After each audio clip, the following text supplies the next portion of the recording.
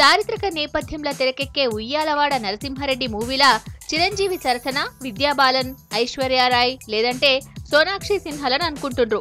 North audience కు తెలిసిన heroine ను తీసుకుంటే ఈ మూవీని ఈజీగా మార్కెట్ చేసుకోవచ్చనే ప్లాన్లున్నారు ఈ సినిమాల్లో. ఇప్పటికే సోనాక్షి, ఐశ్వర్యారాయ్లు రజనీకాంత్ తో నటించిండ్రు. అటు విద్యాబాలన్ కూడా తొందరలోనే తలైవాతో జోడీ కట్టబోతుంది. ఈ ముగ్గురిట్లా ఎవరైనా చిరంజీవి సరసన నటించనికి గ్రీన్ సిగ్నల్ ఇస్తారా అన్నది చూడాలి.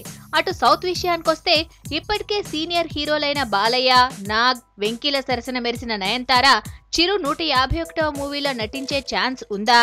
ఇప్పటికే 150వ సినిమా విషయంలో అడిగి లేదనిపించుకున్న మెగా కాంపౌండ్ మరోసారి నయనతారను అప్రోచ్ అయ్యే సాహసం చేస్తారా లేదా అన్నది చూడాలి. అటు సీనియర్ హీరోల సరసనే కాకుండా చిరుతో స్టాలిన్ మూవీలో ఒక పాటల మెరిసిన అనుష్క కూడా ఉయ్యాలవాడ నరసింహారెడ్డి సినిమాకు మరో ఆప్షన్ గా కనబడుతుంది. ఇప్పటికే బాహుబలి 2తో నేషనల్ లెవెల్లా జేజమ్మకు మంచి గుర్తింపే వచ్చింది. బాహుబలి 2 తర్వాత అనుష్క చేతిలా ఏ సినిమా లేదు కాబట్టి చిరుతో సినిమా చేయనికి అనుష్క ఓకే చెప్పే ఛాన్సెస్ అయితే ఉన్నాయి. అటు వేరే ఆప్షన్ లేకపోతే మరోసారి చిరు కాజల్ తోని జోడీ కడతాడా? అది కాకుంటే రామ్ చరణ్ సరసన మెరిసిన మరో హీరోయిన్ తో రొమాన్స్ కు సై అంటాడా?